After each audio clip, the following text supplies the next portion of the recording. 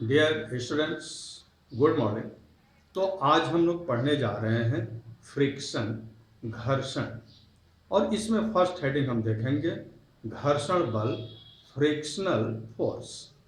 आइए हम पहले यह समझने की कोशिश करें कि घर्षण है क्या। घर्षण, फ्रिक्शन। अच्छा, अक्सर हम लोग बात करते हैं कि घिसना, घिस गया। जैसे मान लीजिए चौक है, बहुत लंबा था ये, लेकिन जब हम इसमें लिखते हैं तो इस पर एक घिसावट होती है, एक फ्रिक्शन होता है, एक घर्षण होता है। और उस घर्षण के कारण ही चाक का कुछ पार्ट्स इसमें चिपक जाता है। तो ये लाइन आपको दिख रही है। कहने का मतलब कोई भी चीज हो, आपने देखा होगा, जैसे मोटर कार हैं, उनके टायर होते हैं और टायर सड़क पर चलता है। टायर जब हम लेते हैं, खरीदते हैं दुकान से, तो उस समय बिल्कुल नया होता है। लेकिन जब उस टायर का हम यूज करते हैं तो टायर सड़क से घिसने लगता है, और घिसने के कारण वो बिल्कुल पतला होने लगता है घिसकर, और ये हम समझ भी पाते हैं। इसी प्रकार से कोई भी चीज़ हो, तमाम आपको एग्जाम्पल्स, उदाहरण मिलेंगे जिसमें ये पता चलता है कि ये तो चीज़ है जो घिस गई। तो इस तरह से सिंगल कोई बॉडी अपने आप नहीं घिसती है। घिसने में दो बॉडी की आवश्यकता होती है। जैसे दो बॉडी है, ये है, अगर हम ऐसे ऐसे करें तो ये भी घिसेगा और ये भी घिसेगा। तो दो बॉडी होना यहाँ पर बहुत जरूरी है। दो बॉडी के बीच में ही ये घर्षण हो सकता है। आइए हम देखें, जैसे मान लीजिए एक बॉडी है और इसके ऊपर, इस बॉडी पर अगर हम दूसरा बॉडी ले लेते हैं और इसको बार बार इस पर हम ऐसे ऐसे चलाएं, तो क्या होगा, इन दोनों के जो सरफेस हैं वो धीरे धीरे घिसने लगेंगे। पहले तो एकदम चिकने हो जाएंगे, स्मूथ हो जाएंगे, बाद में इनकी जो मोटाई है, थिकनेस, ये भी कम होने लगती है घिसने के कारण।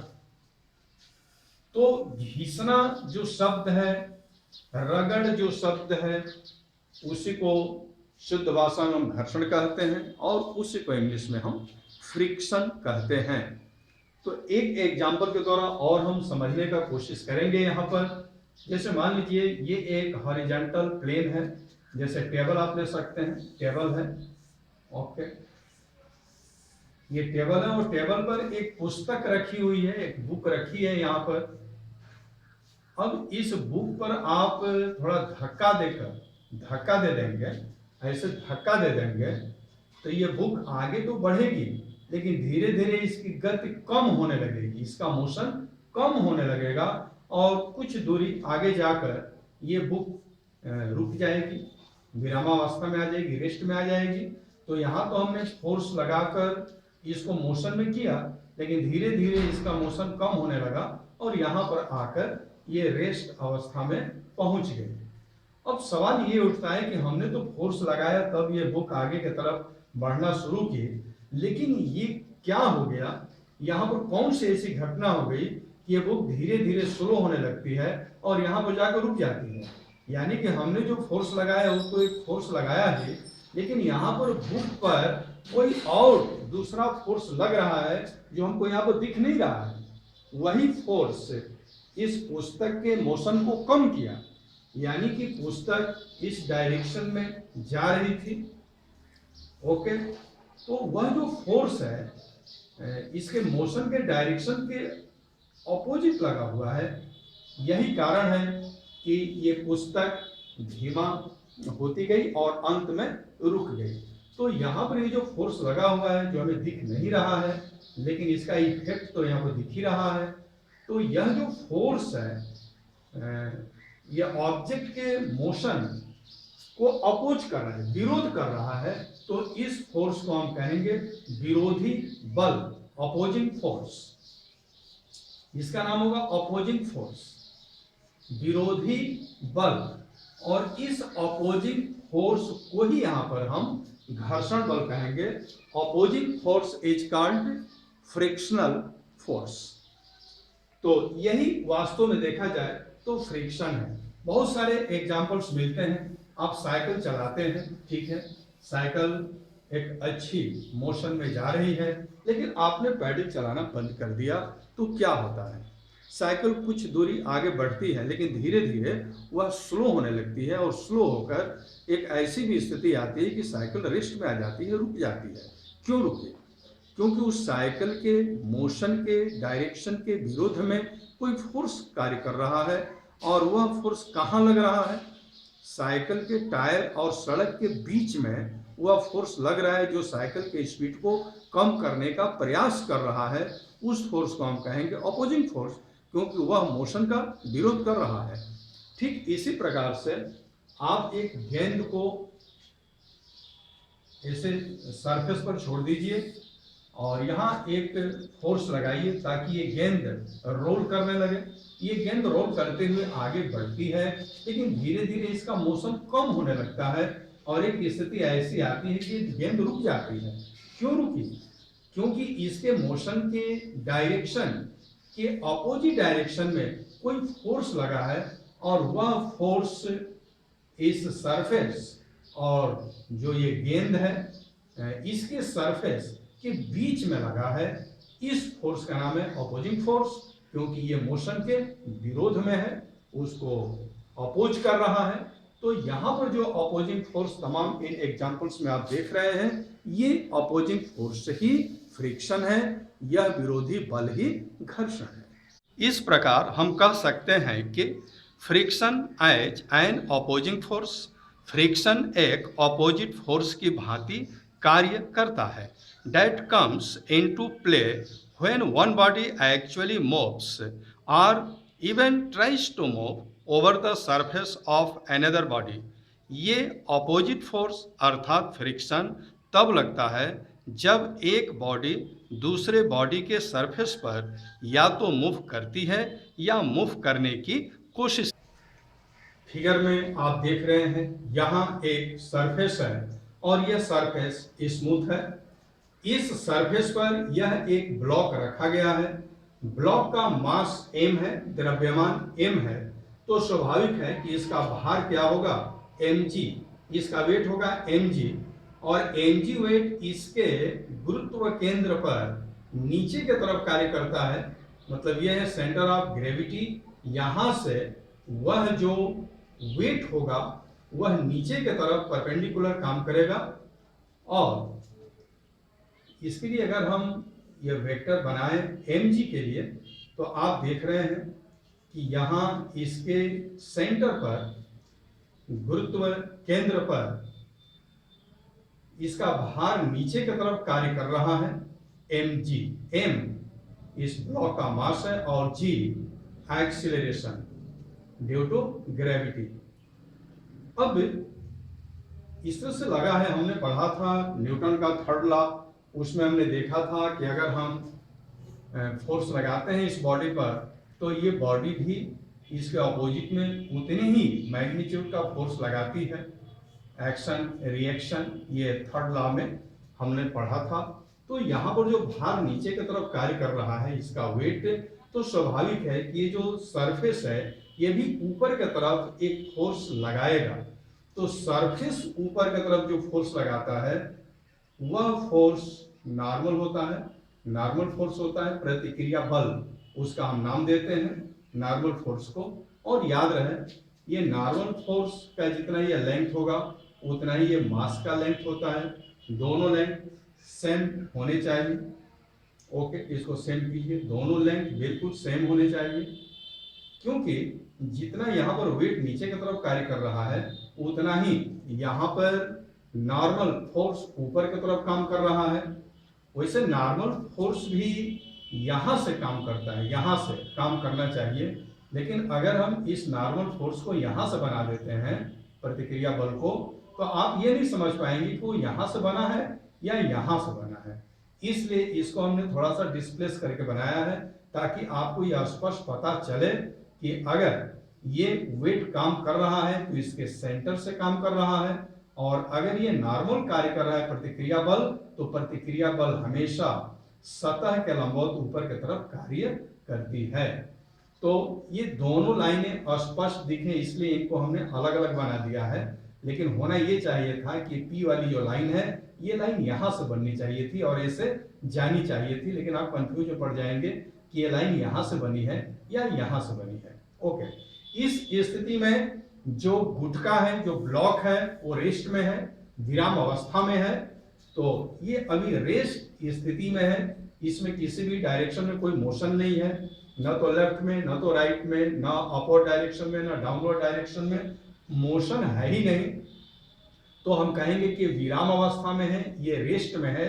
और जब ये रेस्ट में है तो बिल्कुल हम कह सकते हैं कि यहाँ पर जो वेट है mg या नॉर्मल फोर्स के बिल्कुल इक्वल होगा, यानी कि mg is equal to p।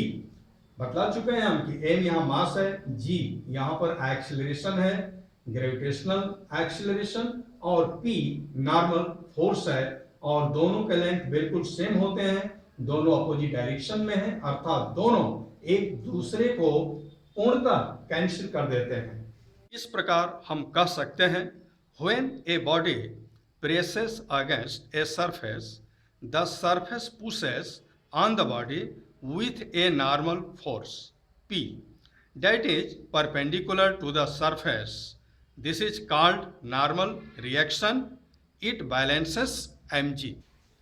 देखिए यहाँ पर अगर हम राइट डायरेक्शन में एक छोटा सा फोर्स लगा दें, एक्सटर्नल फोर्स एयर, तब क्या होगा? क्या mg और p पर कोई प्रभाव पड़ेगा? जरूर पड़ेगा। mg पर तो कोई प्रभाव नहीं पड़ेगा, लेकिन ये जो नॉर्मल फोर्स है p, इस फोर्स के कारण यह जो फोर्स है अब इस तरह से ये परपेंडिकुलर सरफेस के नहीं रह पाएगा, बल्कि ये कुछ इस तरह से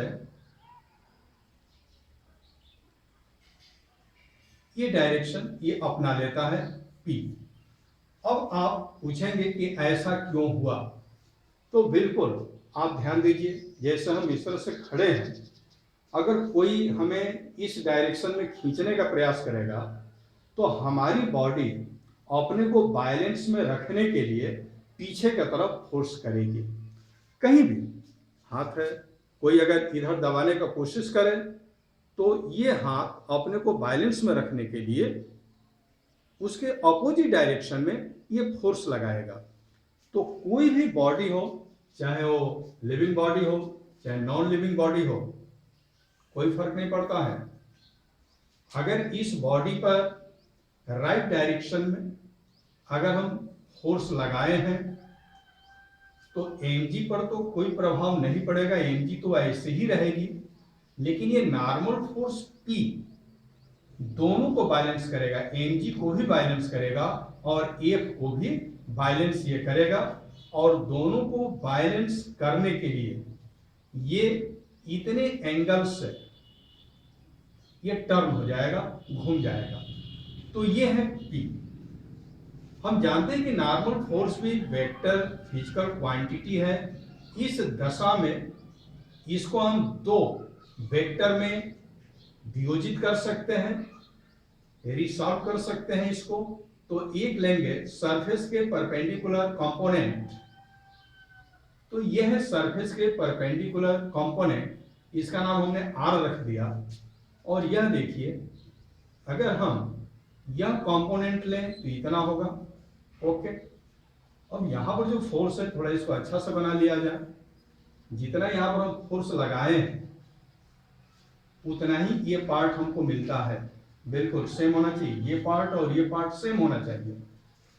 क्यों सेम होना चाहिए? क्योंकि हम इस पर एक एक्सटर्नल फोर्स राइट डायरेक्शन में लगा रहे हैं, तो जितना ही हम फोर्स लगा रहे हैं ये कंपोनेंट भी उतना ही होता है।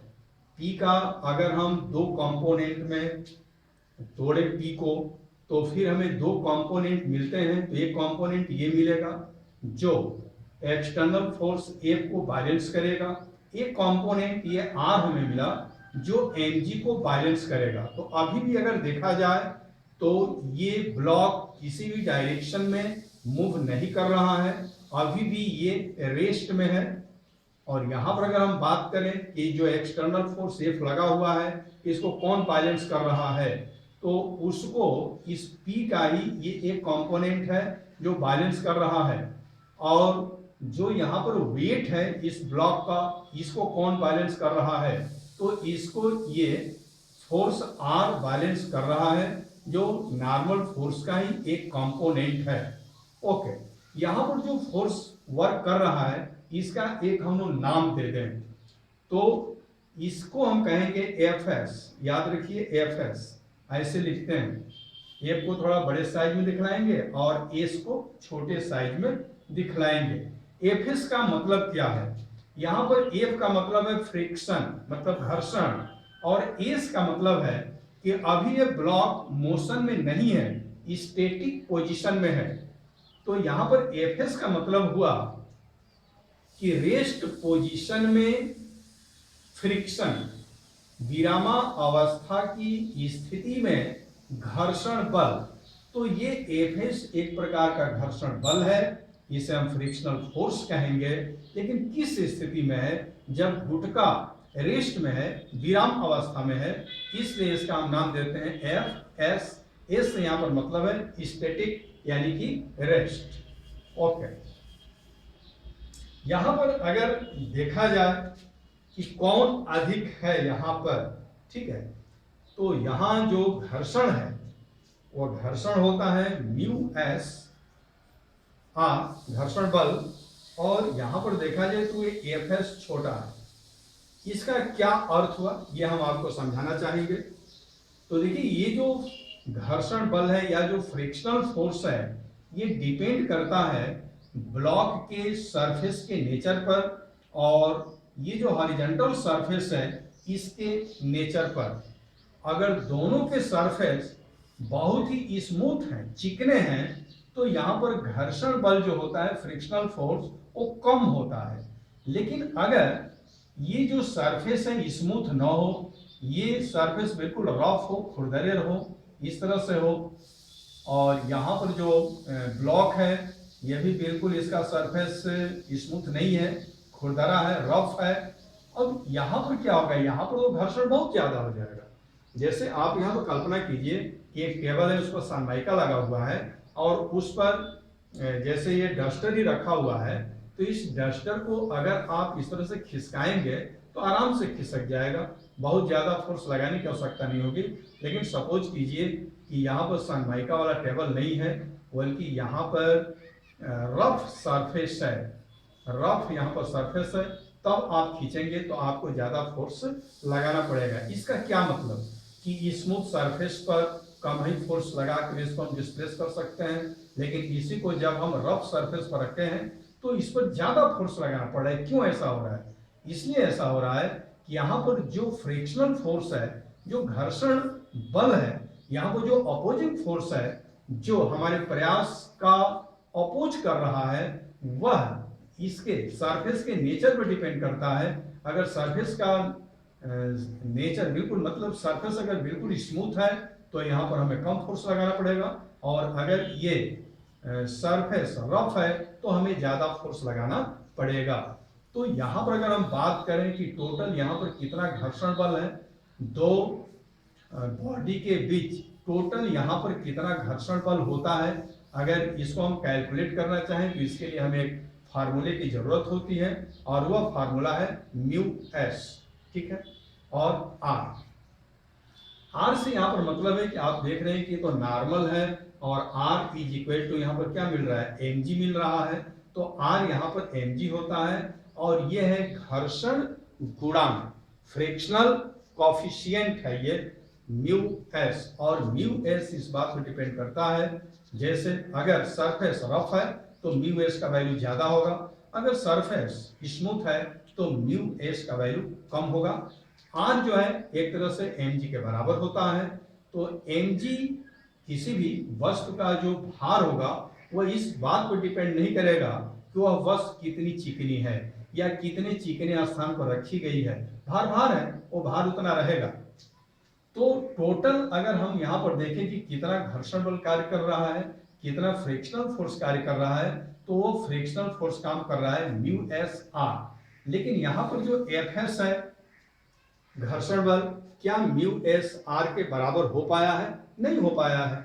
तो यहाँ पर जो घर्षण बल है म्यू एस आर के बराबर है, लेकिन जब इसको हम ऐसे खींच रहे हैं दाहिने तरफ तो यहाँ पर एक घर्षण बल प्राप्त हुआ है, लेकिन यह म्यू एस आर के बराबर प्राप्त नहीं हुआ है, इसलिए ये बॉडी दाहिने की तरफ चल नहीं रही है, अभी भी यह रेस्ट में है।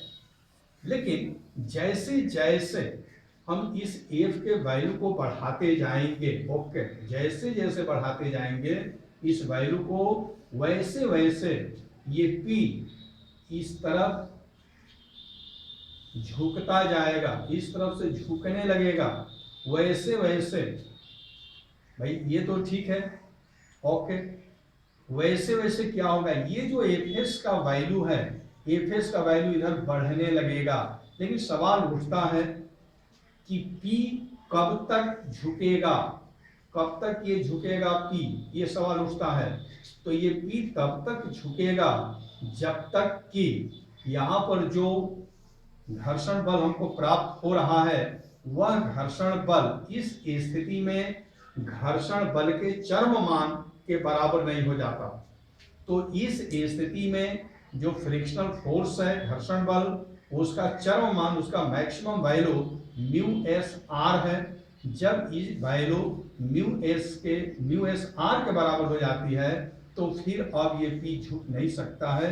और उसके बाद अगर थोड़ा सा भी इधर हम फोर्स बढ़ा दें तो चूंकि अब तो पी झुक नहीं रही है, ये वाला फोर्स बढ़ नहीं रहा है, अतः ये ब्लॉक आगे की तरफ मूव करना शुरू कर देता है। ओके, तो जिस समय यहाँ का घर्षण बल म्यू एस आर के बराबर होता है उस क्षण भी ये वस्तु विराम में ही रहती है, और उस स्थिति में हम कहेंगे कि यहाँ पर जो हम एक्सटर्नल फोर्स लगाए हैं इतना हमने लगा दिया है कि अब ये बॉडी बिल्कुल मूव करने ही वाली है, मूव कर नहीं रही है लेकिन बिल्कुल मूव करने के लिए तैयार हो चुकी है और मूव कर ही देगी अगर थोड़ा सा भी फोर्स हमने यहाँ पर बढ़ाया।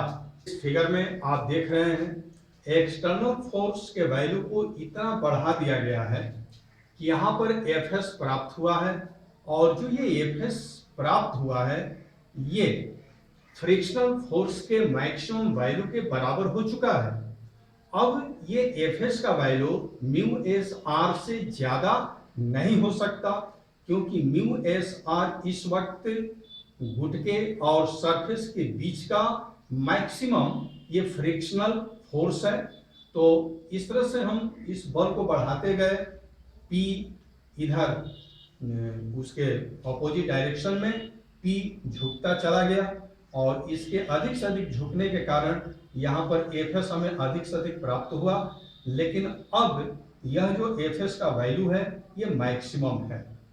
अब यहाँ पर कहने का अर्थ ये है कि अब थोड़ा सा भी इस फोर्स को आप बढ़ा देंगे ना, थोड़ा सा भी इस फोर्स को आप बढ़ाएंगे तो अब ये बॉडी रेस्ट में नहीं रहेगी, मूव करने लगेगी। तो अभी जो अवस्था प्राप्त हुई है वह F S is equal to mu S R, और ये वो अवस्था होती है कि बिल्कुल ये वस्तु, ये बॉडी मूव करने वाली ही है। अब थोड़ा सा भी फोर्स बढ़ेगा तो ये बॉडी मूव करना शुरू कर देगी। इस फिगर में आप देख रहे हैं कि वस्तु पर बल म्यू एस आर से थोड़ा ज्यादा लगा दिया गया है, तो ये जो वस्तु है, जो बॉडी है, ये मूव करना शुरू करती है। ओके, अब इसके पिछले वाले चित्र से जब आप इसका कंपैरिजन करेंगे तो इसमें ये पी पिछले वाले चित्र के तुलना में कम झुकी हुई है, यहाँ का जो एंगल है कम है, ठीक है, इसको थीटा के कहेंगे। और इसके पहले जो हमने फिगर बनाया था उस फिगर में पी इससे ज्यादा झुकी हुई थी, ज्यादा झुकी हुई थी। यहाँ पर थीटा एस लिखा हुआ था, थीटा एस, तो यहाँ पर थीटा एस का वैल्यू ज्यादा है, लेकिन जब ये वस्तु चलनी शुरू कर दी, मूव करना शुरू कर दे, तो ये एंगल कम हो जाता है। यानी कि P जो इतना झुका हुआ है तो ये तो मैक्सिमम स्टेज है इसका, लेकिन जो ही ये वस्तु चलना शुरू कर देगी, जब ये वस्तु चलना प्रारंभ कर देती है तो ये P का ये जो झुकाव कोण है ये कम हो जाता है, ये अब कम हो जाएगा। अब आप कहेंगे कि कम क्यों हो गया, तो आप एक बात समझिए कि जब कोई भी बॉडी मोशन में होती है तो उस पर घर्षण बल कम लगता है, फ्रिक्शनल फोर्स कम लगता है। जैसे आप अनुभव कीजिए, जब आप साइकिल चलाते हैं, साइकिल कल्पना कीजिए रुकी हुई है और आप साइकिल पर बैठ चुके हैं, आपका दाहिना पैर पैडल पर है। अब आप साइकिल को चलाना चाहते हैं तो बिल्कुल अपने दाहिने पैर को पैडल पर दबाएंगे।